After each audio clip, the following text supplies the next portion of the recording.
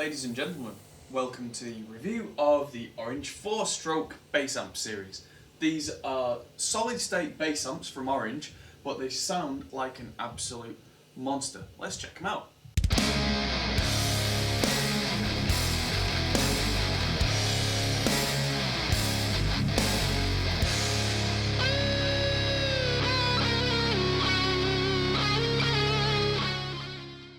So this thing has quite a lot of knobs on it, but it's relatively simple and straightforward once you get the hang of how it's set up.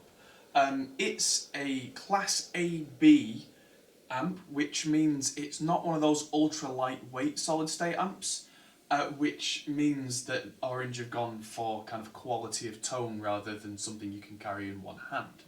The 4-stroke range has got the 300 watt and the 500 watt versions. This is the 300 watt version, and to be completely honest with you, you don't need any more than that. I mean, I'm running 2 cabinets here, and I've not managed to get the volume in my live room above about half before going, oh. So, Class AB stuff as well usually takes more volume well. So, it's a 300 watt amp.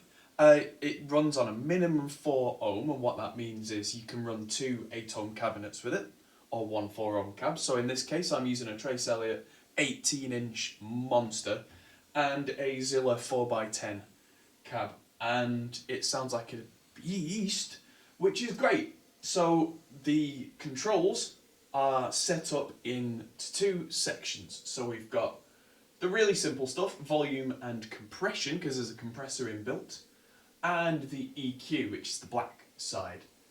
Now, on the input, there is a little switch for a pad, and what the pad does is it just makes the output from your bass come in a little bit quieter, which can be useful if you've got a really loud, aggressive bass like I have here. I've got a jazz bass, but with an active set of electronics in, and that can quite often mean that a bass is distorted all the time, or, you know, if you turn the compression on, it's too much. So if you use the pad switch, that makes things sound nicer. On the back there is a DI output, or we might call it a balanced line out. It's after the volume in the EQ and everything, so it's pretty much a copy of what you would get out of the power section of the amp into the speakers. So it's going to be clear, it's going to be clean, and that's got a ground lift as well, so that if you plug that into a mixer at a live venue and you get that horrible sound, you should be able to click that button in and that should just go, which is always a useful thing to have. So I'm not using the DI today to show you what it sounds like. I'm showing you out of these 2 speakers, although interestingly Orange say that you can use the 4-stroke series amps without any speakers connected, no load, and it will run very happily. That's actually something stated on their website. That's not an if, a button, a maybe. If I just turn this head on and plug in and use the XLR out to an interface and record at home without speakers, that will work perfectly fine. So you can use the tone shaping, the compression, and whatever you like. Now, onto the sound, because arguably that's the most important thing. This amp was designed for Steve Harris of Iron Maiden. So it's not exactly super clean in terms of sound. It's got that Orange thing, which is that kind of bark and punch and aggression. So if I just start playing with my fingers, I've turned the volume up to about 1/3. The volume seems to be fairly linear. It doesn't change sound as you increase the volume where a tube amp would, say. Which can be a good thing, because that means that if you're in different venues you can play with the volume as you need to and it won't sound different.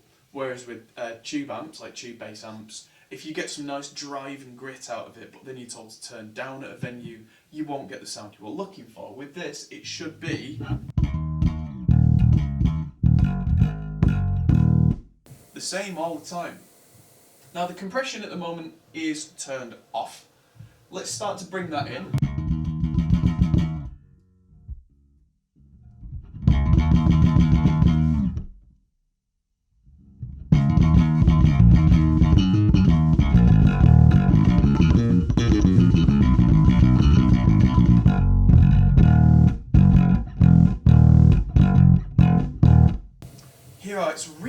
managed to keep that attack on every note, which I'm finding really impressive.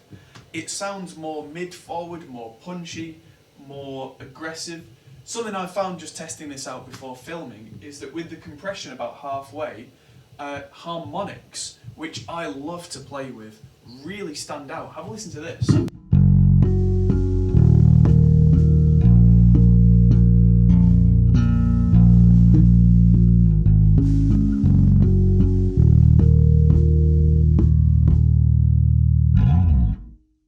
And that's with all the settings on my bass completely flat. 12 o'clock, 0, straight up. And all the EQ on there is also just flat. So that's where it gets interesting. There's a blue light as well on the compressor, which when you're hitting it you can see that it's compressing or it's not. So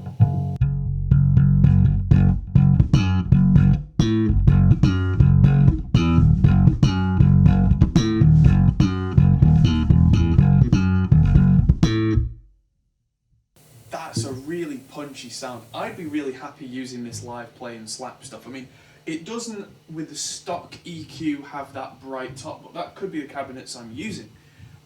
This cab has the Celestion Neodymium 10-inch speakers, so they're not exactly lacking in top end, although this cab doesn't have a tweeter in it.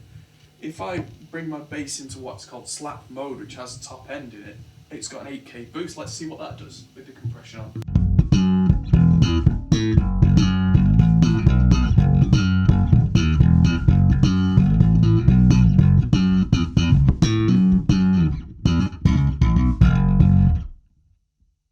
I can hear a gritty drive in there as well. I mean, as far as I know, there are no tubes of any kind in this amp. But then, depending on your perspective, I mean, there are no tubes in something like a Dark Glass B7K, which has become kind of the modern standard for gritty bass distortion. I mean, the name of the B7K is the micro tubes, but that's the circuit design, not actual tubes. And I think that's what Orange have gone for here, is there's some real kind of low-level, not guitar amp style distortion, but just some drive. And I think that having some drive is really helping to saturate the signal, which would help you stand out quite a lot in a mix. If I turn my output down on the bass a little, let's just see what happens when we start using the EQ. I'm going to take out some of the low mids. I'm going to add in a little bit of high mids, and I'm going to add in some super top end. And let's try that slap sound again.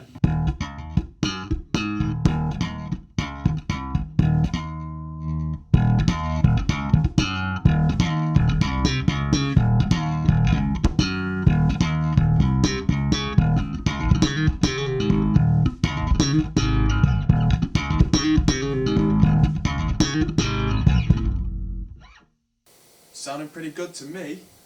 If I want this to be even more punchy than it was before, I could add some low bass. So let's just take a second here to talk about the way this EQ section works. So it's got 4 bands: bass, low mid, high mid, and treble. And then below it, the 4 knobs below determine where those work. So the bass can go from 40 Hz to 400 Hz, so from real like floor shaking sub up to kind of the woolly MIDI stuff. Low mid can go from 80 to 800, which is firmly in bass territory, all the way up to that kind of cardboardy, kind of boxy sound. The high mid goes from 250 to 2500 Hz, which is from kind of the lower chesty boxy frequencies all the way up to the stuff that can really make your ears bleed.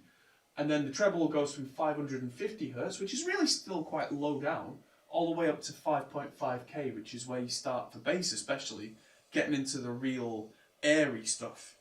So, those all work together, and if your mind works with a parametric EQ, and mine certainly does, I mean I'm a studio engineer, but if you've got a sound in mind where you need, say, more ultra low end, let's go all the way down to 40 Hz and just turn this up. I'll play with one hand, and I'll just turn the bass up with my right hand. So.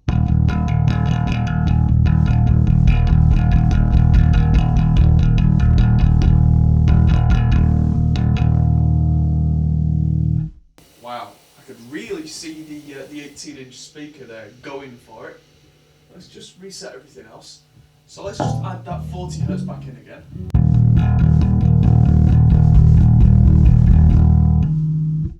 You may need to listen to that on headphones to get the benefit.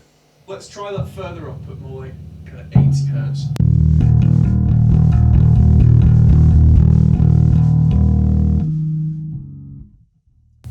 And then there's that kind of honky middly. Let's get rid of some of that or try and boost it.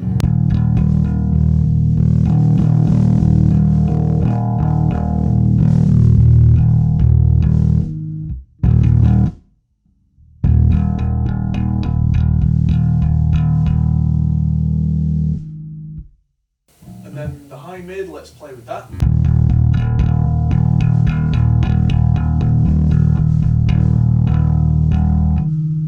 And then let's play with where the treble is.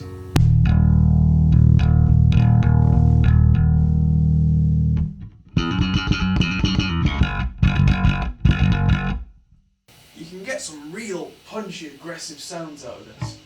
Now let's try not doing that. I'm going to switch my bass to just using the front pickup and take the treble back away. Add a bit more bass, a bit less of this treble-y stuff, a bit more compression maybe, but a bit less volume, and let's just see what kind of smooth tones.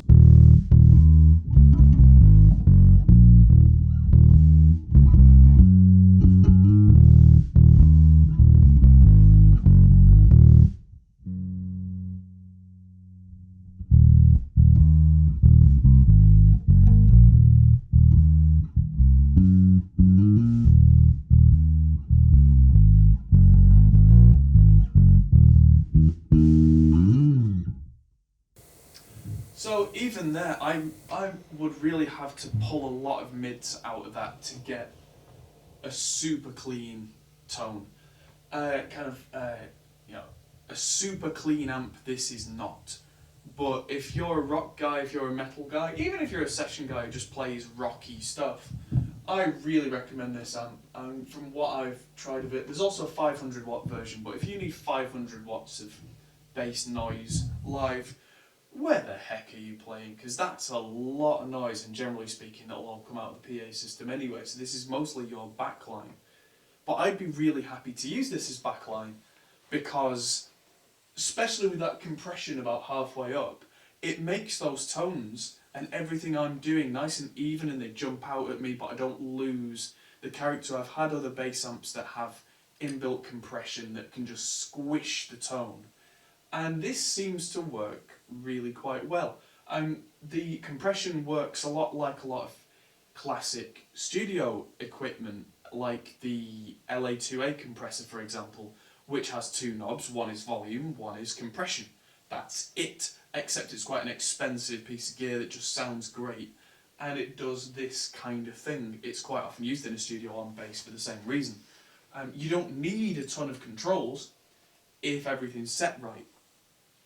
There are a few examples of things I can think of where I might not use this amp, I've got to be honest, but there are quite a few, especially in a kind of a rock environment, where this would help a bass player cut through a mix without the rest of the band going, oh Jesus, turn it down, turn it off, that's horrible.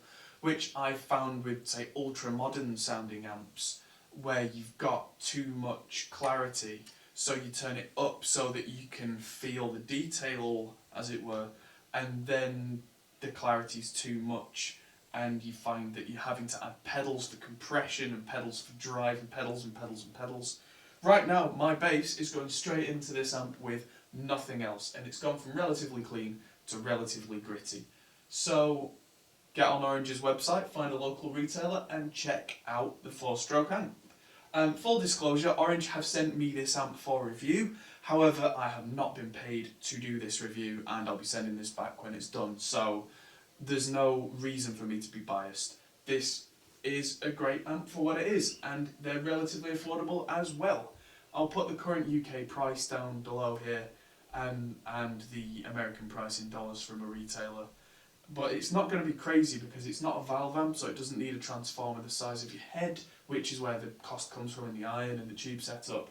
And they're great little pieces of kit, so hope to see some of them out on the road. Thanks for watching, everybody. I'm Adam Steele for the Hot Pole Studios, and I hope you've enjoyed this review. Pretty soon we've got a lot more videos coming about things like whether a kick drum skin should have a hole in it, and comparing things like the Fender Blues Deluxe with the Roland Blues Cube.